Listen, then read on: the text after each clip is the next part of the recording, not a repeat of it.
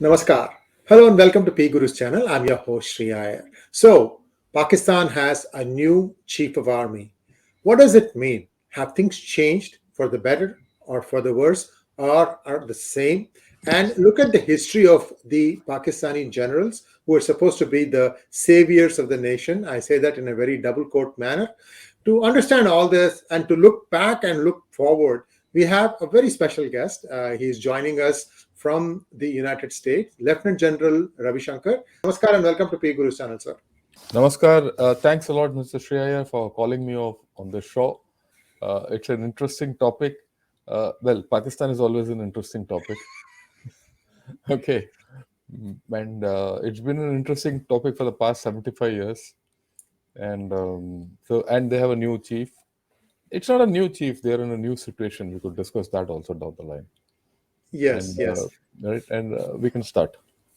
So, viewers, we're going to first recap what has happened thus far in the history of Pakistan.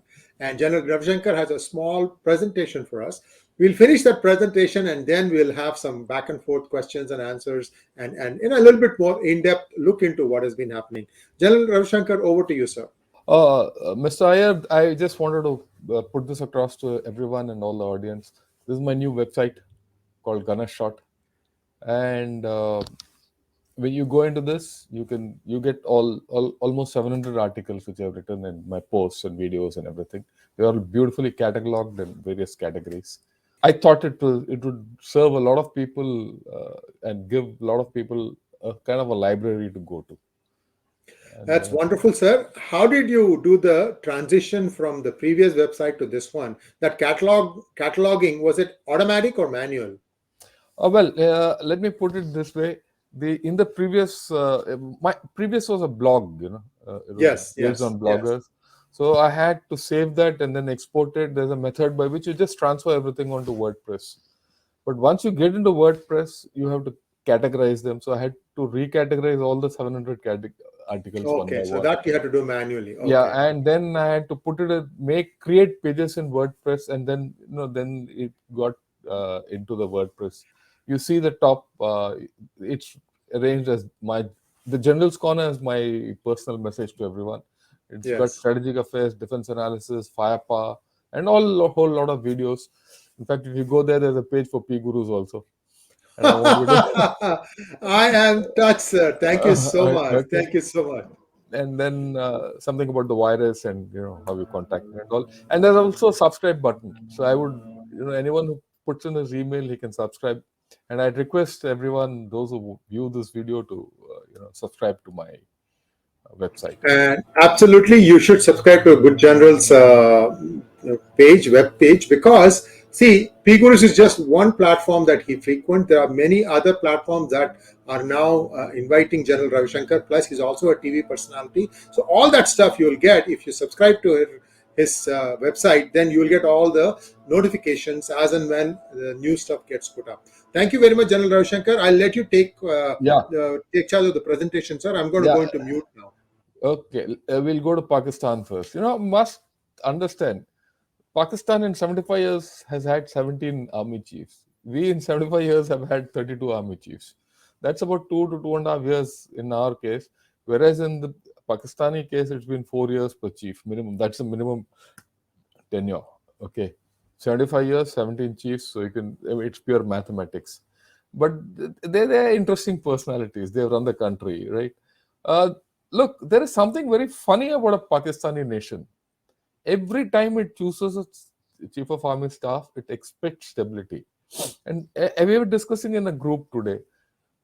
They go through the most democratic process to elect a chief of army staff, nominate him, and appoint him. And they expect stability. They hope for democracy to flourish. Invariably, the chief takes over the nation. I mean, that's something. So they're electing a chief of staff to take over the nation and kick them out. How do you define this psychologically? I don't know. They prove that it is another time. Another time they prove that it's an army with a country.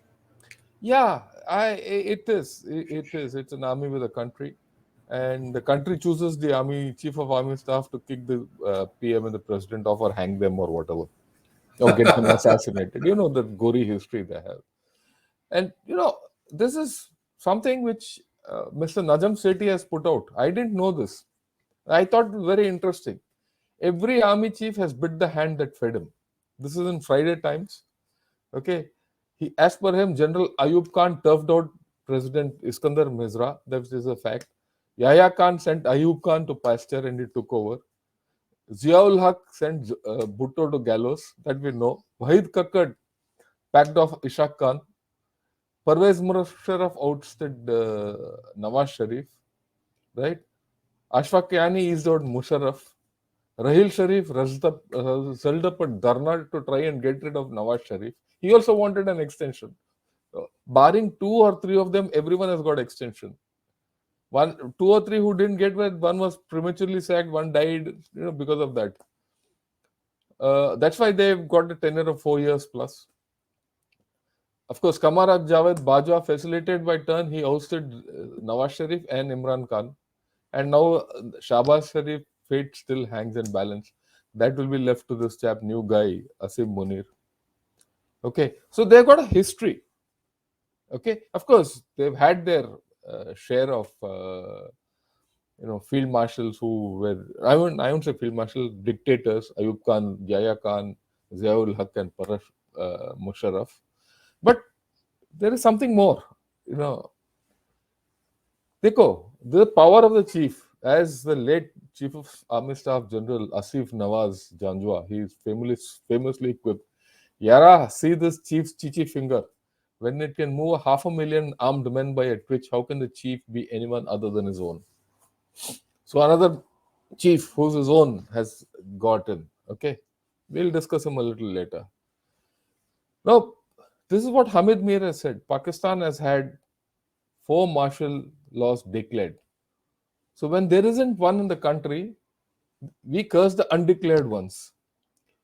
Okay, this is the historical fact and we condemn it all the time so that we can avert the threat. So they have declared ones and undeclared ones. That the undeclared ones are the hybrid governments, supported governments, unsupported governments. Well, elected, nominated, supported, selected. All those phraseologies are unique to Pakistan. In India or USA or UK, a chap is elected or not. A chief is only nominated or he retires. There is no third terminology. Very few in the times in the history of India as a chief got an extension. One I remember was General Manek Shah. He got it immediately after the war that happened in end 71. Mrs. Indira Gandhi said you stick on for some more time. He stuck on for some more time and then he wrote a letter to Mrs. Gandhi and said, I've done my stint. I think it's time for the next person to take over. I don't want to be there. That's the tradition of India. Okay. Now, ये तो अलग बात है. Now, this is from the Foreign Affairs magazine. It's just a snapshot written by a Pakistani, I think Madiha Afzal, who's written a book on Pakistan also. She says the military perceives Khan as a formidable, even existential threat, capable of unleashing very large popular anger against it and undermining its unquestionable dominance over Pakistan. The generals find themselves decidedly on the back foot. That's what I had to say. We can discuss. Thank you, sir. And let's take a quick look back. I had one question about of those generals. So here, the second line, General Yahya Khan sent Ayub Khan to pasture, and General Ashfaq Kayani eased out General Musharraf. These two are army men uprooting other army men. Yeah. Yeah, they did it. Yeah. So in the first case, it was, I think, the 1965 war, if I'm not wrong. Yeah. Yes. Touch upon these two, sir, because these are a little special. No, that was just after that when Yahya realized that Ayub Khan had was finished. He had no more popular support. Ayub Khan wanted to go into politics and all. Yahya Khan came and took over and sent Ayub Khan home. Right? It was a general to general transfer. When it was with Musharraf had become hugely unpopular. He had become president, and he'd handed over the baton of the chief of army staff to Kayani, and the situation had gone bad. The international situation had gone bad, and his utility in Pakistan had gone down. So Kayani told Musharraf, "Ki bhai aap chalo." So that is how Pakistan is. So we can discuss whatever other issues you want. Yeah, I Yeah. mean, So, in fact, I would like this to be a discussion, not a question. You know. oh yeah. I'm coming to that. Yeah, I'm just warming up to it. This was my first yeah. opening sample, I guess. One of the things that happened this time, I go back to that last slide that you said. It appears to be on the back foot. I'll give you one instance that probably hasn't happened in the history of Pakistan, and that was the proof of Bajwa's billions presented by way of income tax records, where not only him, his wife, his son, his daughter-in-law, his daughter-in-law's sisters, his daughter-in-law's father, everybody's tax records were out there, because somebody said, this guy, if you let him, he'll stick around for another extension. He has to be removed. This could be also an army plot, because army, it's like the pressure is building from the bottom, right? The top guy is not moving. Everybody else is also not moving up the ranks.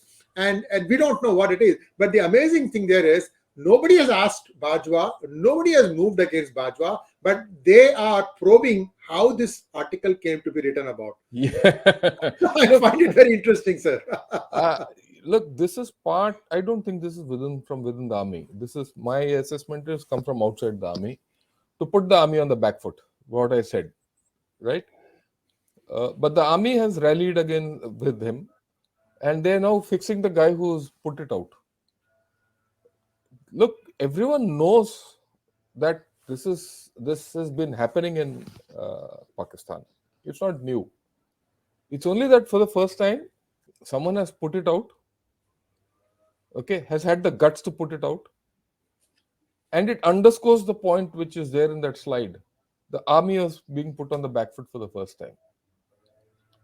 Okay, but then the army is a tough nut in Pakistan. It's deeply entrenched. It's got huge businesses. Everyone's got businesses. Everyone's got land. Everyone knows they're involved in all non-governmental organizations. The Frontier Welfare Organization, the Frontier Works Organization, the Defense Housing Association, their Fauji Foundation. These are all big business. And if you see, they call Pakistan as military incorporated. The military incorporated, and their thing is huge. It's the biggest business in Pakistan is Pakistan Army, and the chief heads it. So for him to get what Bajwa has got is peanuts. Okay. The thing is that it's expected no one will bat an eyelid. The thing is, the fact that this has got out indicates there's some problem. Sir, this person is supposed to have been in the one of the key people designing the Pulwama attack. According to, see, this is a few years ago. My memory is a little bit You're talking unclear. about Asif Munir or Yeah, whoever. Asim Munir. Asim Munir. Yes, वही yes, जो भी है. Asim Munir. Yeah. So, in terms of what he planned, I mean, Musharraf was supposed to be for the other thing, right? Kargil. Yeah, Kargil misadventure. And in that case, in fact, I think India caught a telephonic conversation between him and his deputy or Yeah. something. One guy is talking from China. So there was the complicity and the deceit, duplicity was out there for people to see. In the case of Pulwama attack, Pulwama, I thought, was more of an intelligence failure on part of India because of something else. How do you think a Pakistani lieutenant general could have done some planning in this? Look, there's no individual planning. Let's be very clear. These are all planned at macro level. Okay. If you think that one particular lieutenant general has planned this attack, Pulwama attack, or Pathankot attack, or Uri attack, no, we are not. We are off the mark. This is a clear plot which is controlled from the highest level. Okay. Musharraf did a mega adventure. It was a very audacious plan which failed. Like, why I say this? I mean, I've always maintained that the Pakistan army is a first half army. The first half is played extremely well by them. The second half, they always lose. And they lose more. That's what happened even in Pulwama. They carried out the attack and they had to lose the whole story later on. The whole thing unraveled. Okay, they're they were excellent till the time, many things happened, and that attack happened. They were also good at getting hold of Abhinandan, but they had to return him within 24 hours. And then everyone came to know the whole story. Then, if you see the trajectory of Pakistan post Balakot, it's a story by itself. So they're a second half army. So all their generals are first half generals. Okay. So this man won't be different. General Ravi Shankar, going back to that Abhinandan incident, there was talk that the Pakistani pilot also got shot down, but that person was killed by stoning him because they thought that this person was an Indian Indian. pilot. Is that true? Yeah, I think it's true. They've hit it up, and because I remember still when that incident happened, uh, the Pakistani statement came out.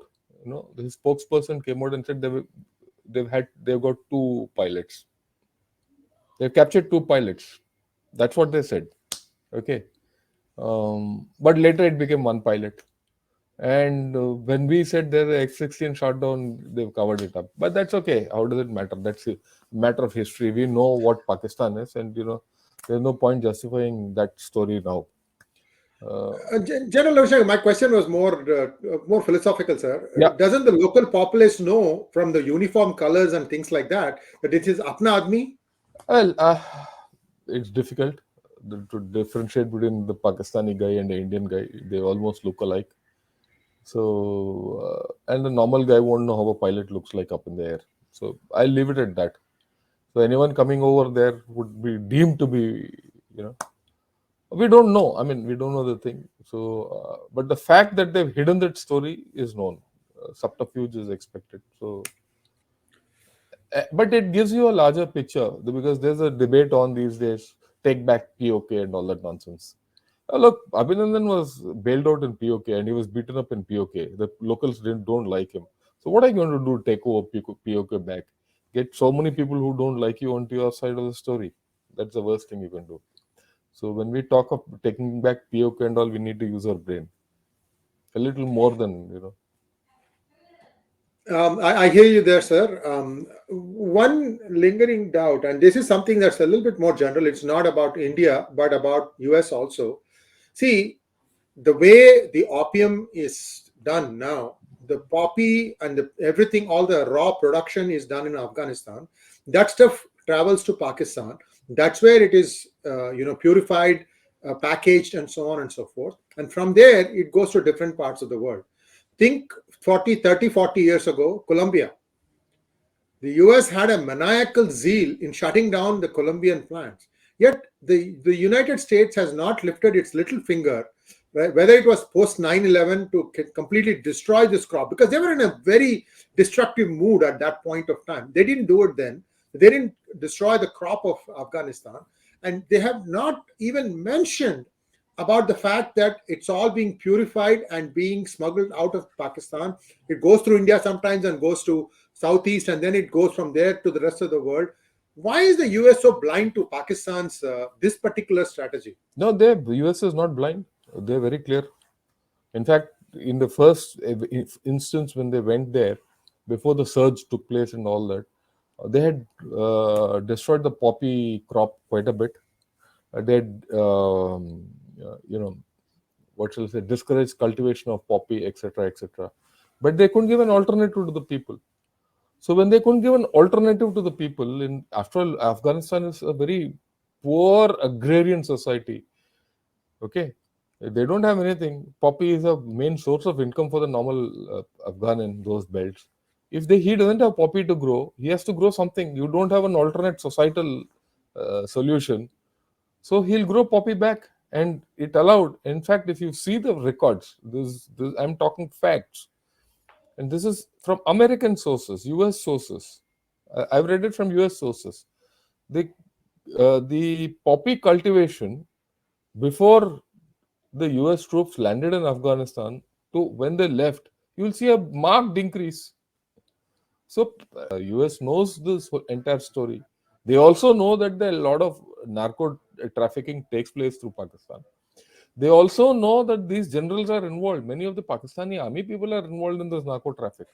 That's one of their thing. And in fact, I remember the present External Affairs Minister, Dr. Jay Shankar, his father, Dr. Subramaniam, late Dr. K. Subramaniam. I remember him talking when I was in staff college about the narco economy of Pakistan and how much it is.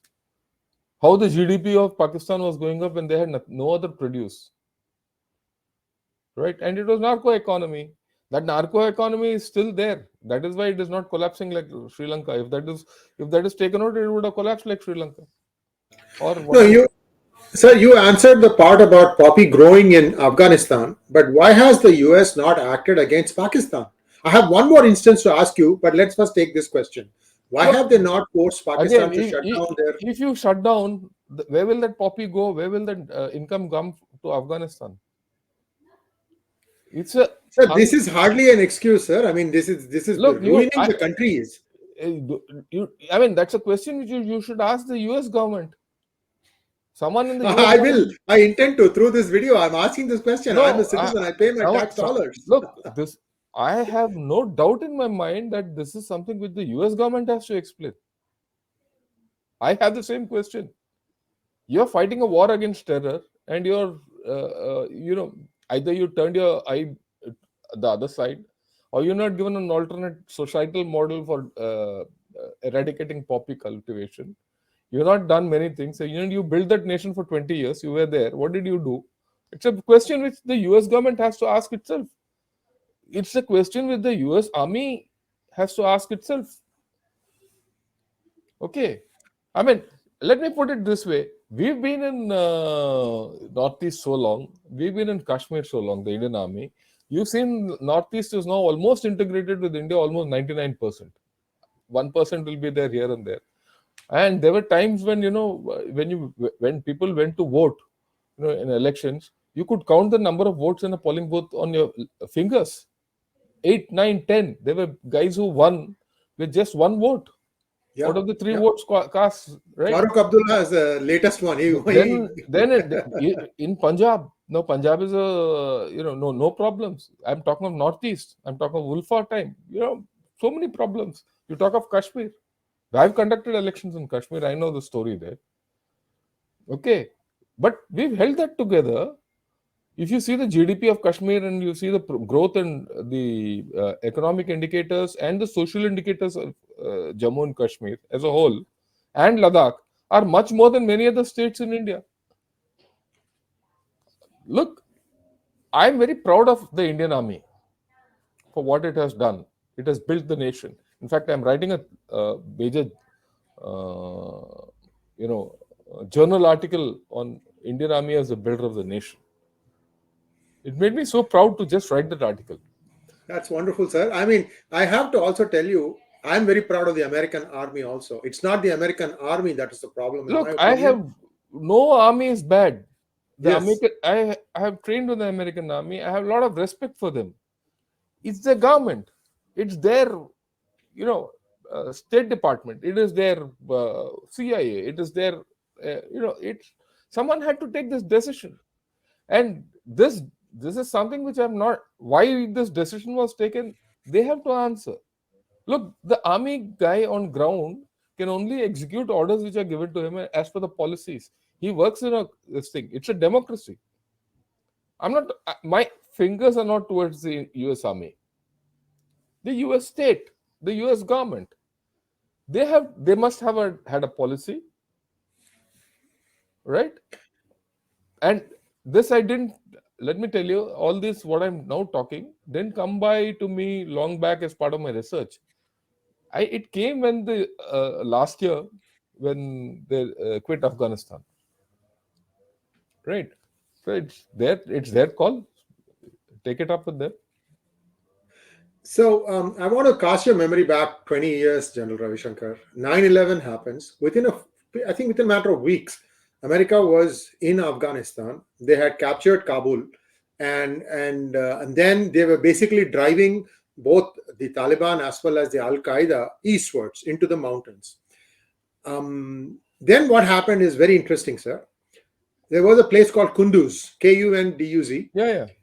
And until that point, Pakistan was saying that there is no Pakistani military assets on the ground in Afghanistan, and that everybody is, everything is Taliban and Al Qaeda. We had nothing to play with it. There was a famous general statement, I think, said that we will bomb Pakistan back to Stone Age. You remember that, sir? Yeah. This was by, I think, one of the American generals, or either, or Yes, by yes. President Bush itself. Yeah. So, see, the interplay, the two things that I would like you to kind of comment upon. One was the Kunduz airlift was supposed to be a call from Pakistan to US saying, oh, we didn't know, but a few of our people are trapped in Afghanistan. We would like to airlift them to safety. A few of them turned out to be 5,000, sir. 5,000. First mistake. First thing. Second thing is, as the Al Qaeda was retreating into the Tora Bora mountains, instead of allowing the US Army to go and finish the job, at that point of time, the US told the army, stay back. The local leaders know how the in and out of all these caves is. We will allow them to, they said they will bring Osama bin Laden to us. They never did. So just comment on these two. What really Well, happened, you think? look, I really don't know. And I wouldn't like to comment on it because that's a on-ground operation which the US officers and the men executed with Pakistanis who were their non-NATO allies. They're still their non-NATO allies. And Pakistan and USA have had a great relationship, cozy relationship, if I may, right? Not now. Go back to the time of when during the Soviet occupation of Afghanistan, the entire jihad factory of Pakistan was manufactured by Ziaul Haq through all the madrasas which are strung along the Durand line to bring up mujahideens who were funded and organized by the Americans. There's a story which has its roots there. Kunduz is just what shall I say, a small event in that story. And that story is still continuing. Let's be very clear about that. That is something which the US government has to answer. I have no questions on it. Yeah. I mean, in fact, let me put it, let's get back to Pakistan. Yeah, that's right. That's fine, sir. I just find it very interesting. And I understand that. But let's get back to Pakistan. So now, see, Asim Munir has walked into a hot seat, in my opinion. Why? There have been allegations that he demanded some bribe, and they are actually showing data of a company called Master Tiles, whose CEO has gone and said that this is what happened, and so on and so forth. And he was also said that this guy has an account in Macau. Is this part for the course? Can we not ever get a clean general in Pakistan? Look, there is no, who's a clean general in Pakistan? There's no clean general in Pakistan. Everyone I'm is just into, asking. no, everyone Is is it into money. utopian? Everyone is into money, okay, and big money. I've told you about their military incorporated, which is the biggest business, and they are no more generals, they're businessmen who are running the country. Everyone has a financial interest, and it's expected. So 90 crores is peanuts for this man. That is, that must be his, what shall I say, his Chai pani. whatever, his tagline as a co-commander. But today his thing is more. So let's not look. One thing we should be very clear: he is he's no saint. He's a Pakistani army general. He doesn't become a chief by being a saint. Okay, he doesn't become a general just because he knows the Quran backwards. Let's be very clear. He'll have a burning hatred towards India as a given. That's their DNA. Okay, he will like to do something against India as part of the thing. It's a different story that he finds himself in a funny situation. The army, for the first time in the history of Pakistan after 71, is under public scrutiny. They don't like. Why did I show that last slide on military perceives Khan as formidable and an existential threat? Why? because he's managed to, influence the people to speak against the army for the first time. I've never seen times when people throw stones at army officers' houses, and that to co-commanders' houses. Okay, it never happened.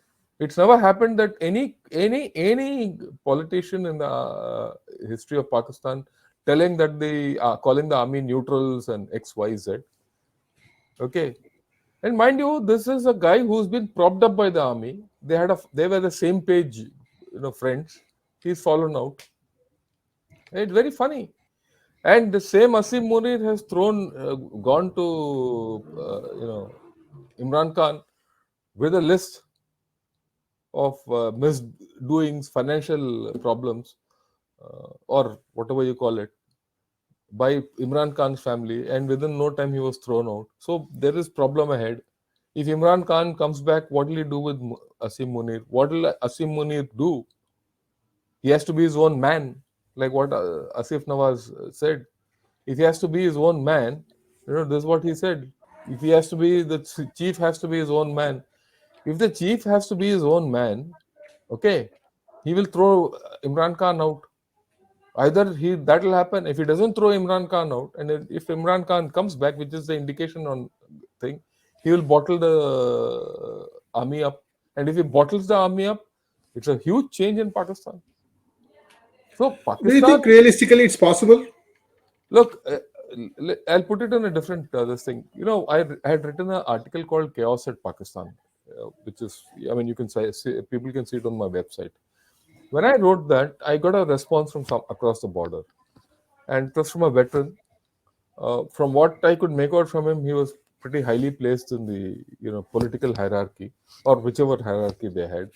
He spoke of having met Bajwa. He spoke of and he supports Imran Khan, and a lot of people in the Pakistan army who support Imran Khan. So the Pakistan army itself is a divided lot. Now, if Imran Khan comes in, if he stays out, he's going to create, anyway, he's out and he's creating problems for both of them. So till he's out, there'll be, problems in Pakistan. The moment he comes in, there'll be problems between him and the army. Right. And you have to look at it from a different point of view also. When he comes in, he's going to ruin the economy even more, because the current ruin of the economy is due to him. After all, he scuttled the IMF loan by tax breaks, giving tax breaks and going against the IMF dictates or terms of condition for the loan. So the IMF withheld the loan and the economy nosedived. Okay, so this same page business went out of the equation. And you're looking at a chief who was fired by Imran Khan at his behest. If you think they'll be on the same page, they'll not be on the same page. So there is a major problem which is looming ahead, and this is one part of the story. This triumvirate of this a weak government and a new chief who says he'll be clean, and a maverick who's outside, who's in all probability going to be the next prime minister unless he bumped off. If he's bumped off, something else, some other story will start. This is the political angle. What about the floods? What about their finances? I think some bonds are going to mature, for which they say they have money. I don't know what will happen. Already the dollar is 233. Yeah. 233. Yeah, 233. Correct. Correct. 233 Pakistani rupees. Okay. The inflation is touching 66, 70%. Right? So True. people True. can't people can't pay for food. So what happens? That reality is not gone anywhere. Right? True. True. True. And one of their finance ministers, Mr. Miftah Ismail, okay, so he has, yeah. Now all this, will it happen? Yeah. So I have three slides. I just want to. Yeah, yeah, This yeah. is just from something else that I had used, but I Yeah, want to no reuse problem. them so we understand what is happening, and you can give your comments, sir. No. So This has to be determined. No, yeah. the negotiation is yet to be determined. Right. And Right. this IMF bailout did not include floods relief. Yes. Yes. So, Yes. and they have been taking rollover loans from China. Yes. So they're in a complete mess. Yeah, and so this is got Yeah. this will last them 2 months max. Even if IMF gives them 2-3 months after that, what? So we were talking about other countries such as China that might be giving some rollover and things like that. And generally, these are the details. There's a total of 13 billion we are talking about. 9 billion in financial support from China. They have said that they will roll over about USD 4 billion in sovereign loan. That is Yeah, item fine. number 4. Now, 2 is Saudi Arabia has said that they will give 4 billion. 3 is the most interesting one. They said that we will bring investments of up to 20 billion. From What where? do you think? From where? Saudi Arabia to Pakistan. I'm I wondering. mean, it's who'll give it? I mean, these are all. This is part of the pie in the sky. Nothing is going to happen. No one is going to come and help them. They'll say they will do something. They can at best roll over. No one is going to put more money in Pakistan. Is a foregone conclusion. Even a Pakistani himself will not put money in Pakistan. So this is That's all not going to hawa, is what you're happen. saying. Yeah, Yeah. all this. It might happen, but then where does it leave Pakistan? Hmm, hmm. Look, all this money might come. It might roll Pakistan over for 3-4 months. After that, what? How can Saudi Arabia and China afford a full country like Pakistan? Okay. Well, all this is China's 10 billion loan, and China is not able to afford anything for itself. So this is supposed to be the outcome of the recent meeting that Yeah, Shehbaz but Sharif had. look, you can have Shahbaz Sharif and all this is fine. This is all nice. It's a good slide. I must compliment you for it because it's nothing more.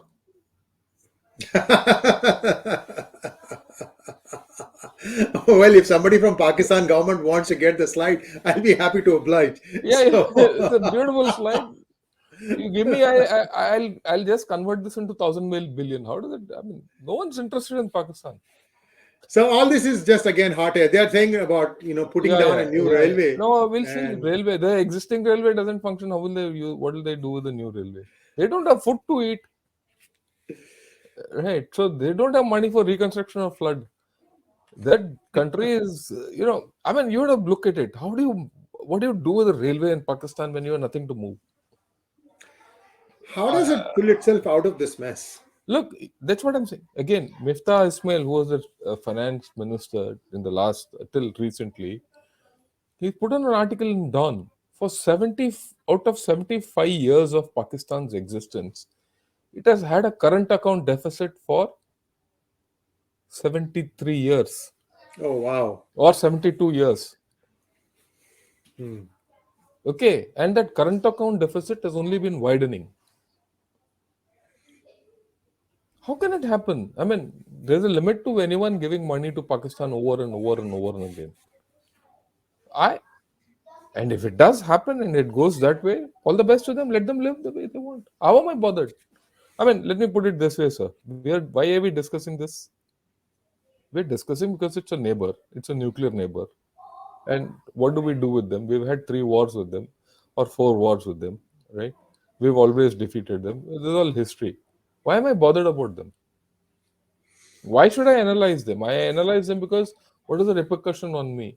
If Yes. Pakistan goes the way that it is going, that's the best thing for me. He's going to keep looking inward. He doesn't have time for anyone else.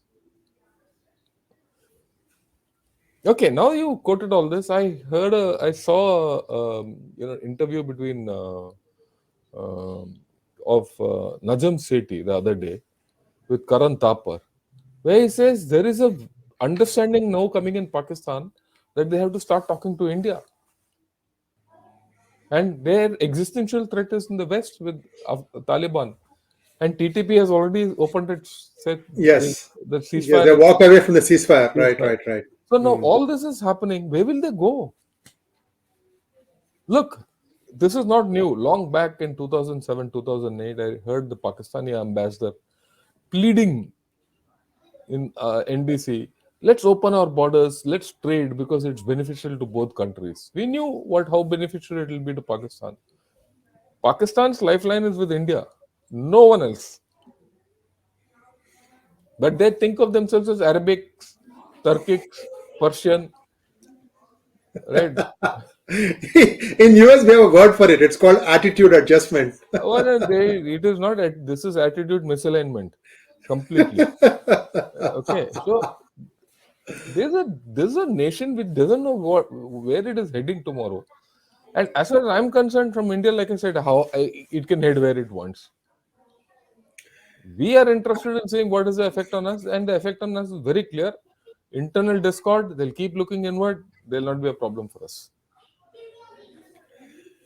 In summary, I just want one last question and then we can wrap this thing up.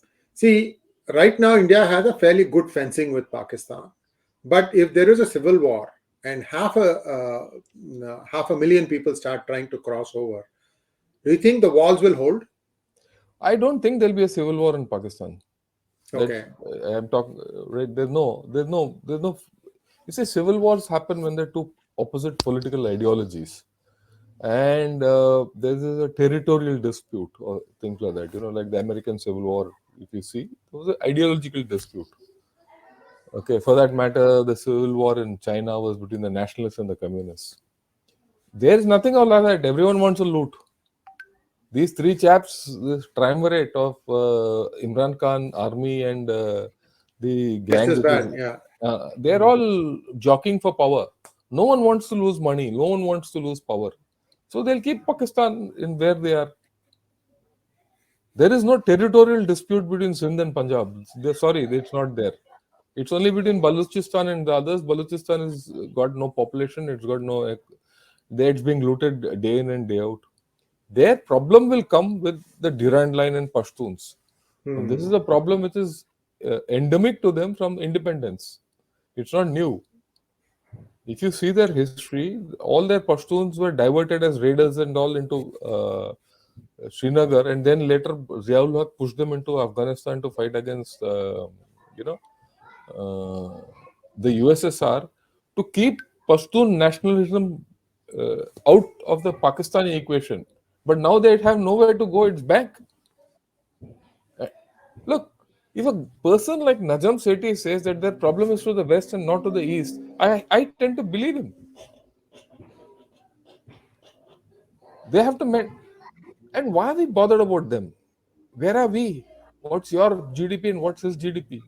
What's his today foreign currency reserve? He's got some $5-7 billion. $8 billion or something like that, 8 and billion, we are and at you have 508. 500. Yeah. What are you talking of?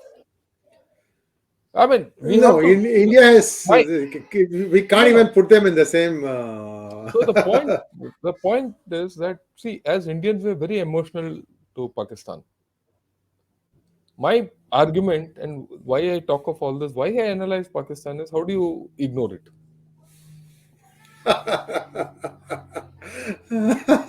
Look, I would rather ignore Pakistan. I assess Pakistan. I must assess Pakistan geostrategically, geo-economically, or what to call it, whichever geo or not geo you want. And once I assess, what's my next course of action? Leave it. Forget about it. Oh, fill it, forget it, and shut it. The ad which used to come. Right? Same thing. You empty it, he's done auto empty, shut it and forget it. We have to look at China. I mean, as a rising nation, we have to look at China. Our trajectory is going up. There is no doubt about it. Whether you call it IMF, World Bank, any bank, Fitch and Poor, Standard and Poor, McKinsey, all these rogues, financial rogues. That's what I call them, because they are the ones who said, beer and Stearns were all gold standard, and next day the economy collapsed. So all these people who are making these assessments say unanimously that the Indian GDP is the one which is going to go up and up and up. The fastest growing big economy, and this is irreversible over the long and the short run. No one tells you about China. China's heydays are gone. If anything, it's in a decline, because the population decline will start happening, affecting its economy within a matter of 4 to 5 years. It is known. So China's economy might still be 17 trillion. It might be a huge economy, no problems. But your economy is growing. Relatively, you're closing the gap. With every billion you get, you have more voice in the world affairs. And you have to prepare yourself for that, not for this ragtag guy. If you do that, that's what China wants you to do. You played into his hand, the Chinese hand. We've been discussing all these geopolitical affairs for quite some time. We started off talking about Pakistan. Today, do you find me right about Pakistan? I don't write. I write about China. I So we need to. I mean, why I talk of Pakistan is for this reason. We need to talk of Pakistan not for Pakistan. We need to talk of Pakistan because we need to know more about China. Supposing China it's already done a few things. For example, they control all the airports of Pakistan, and they say that many of the main railway stations are also controlled by China now. Control meaning like they own some part of that part. And essentially, if China were to make Pakistan a satellite colony or something, where would that become a bigger problem for India? Let me ask you a counter question. Pakistan can't control itself. You think China will control Pakistan? Has anyone given this? Everyone talks. China will, Pakistan will become a vassal state of this thing, a colony of Pakistan. This thing. Why Pakistan cannot be a colony to itself? Who will control all this? And do you think the armed Pakistani likes China or the Chinese? If you really go beyond the thing, they hate the Chinese. So this is again our own thinking, and I think it's a foolish thought to think. So what you're saying is we are talking about 1% scenarios, not the 99% scenarios. I would love China to be more involved in Pakistan. Okay, let me like a quicksand. Yeah.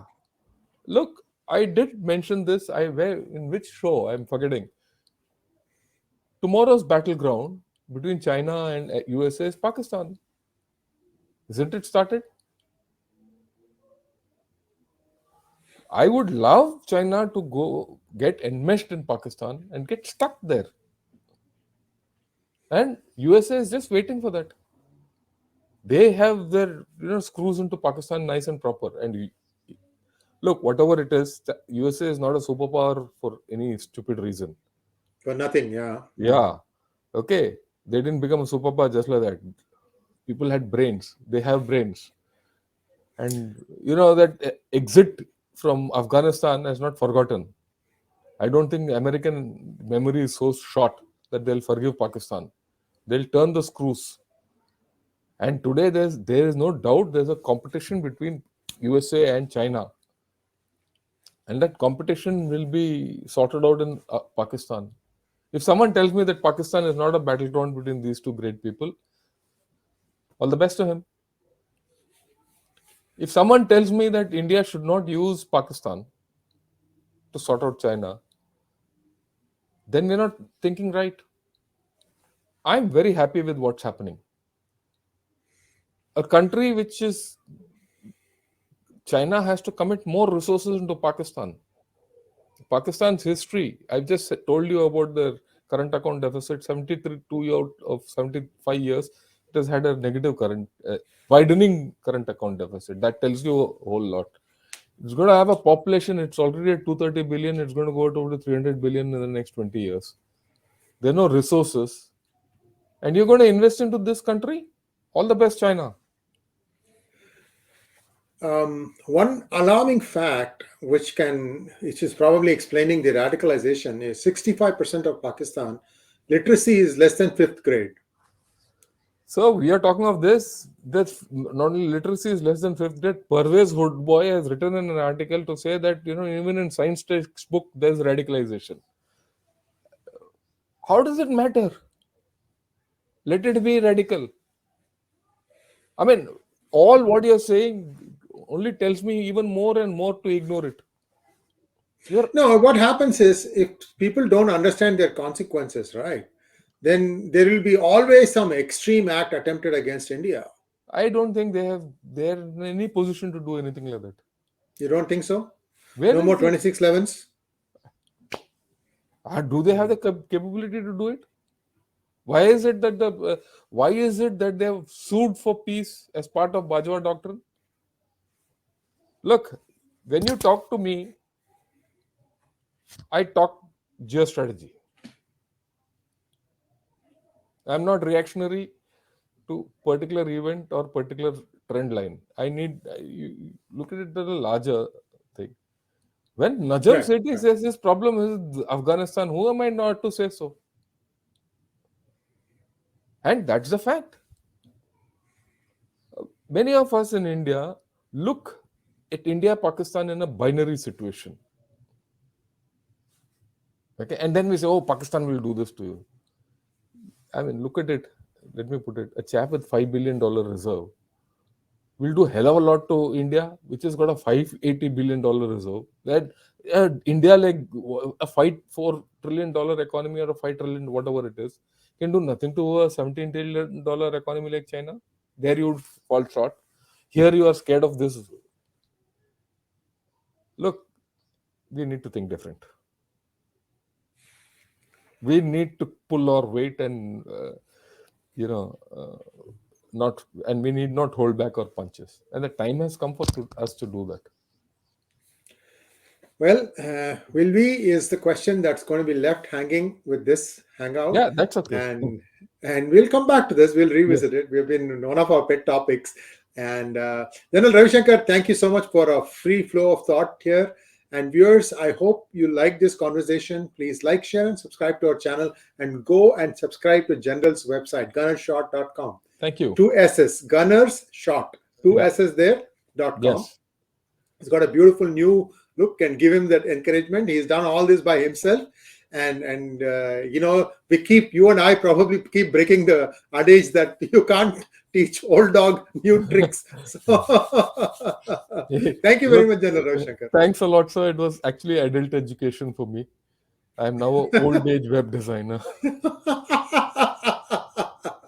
No.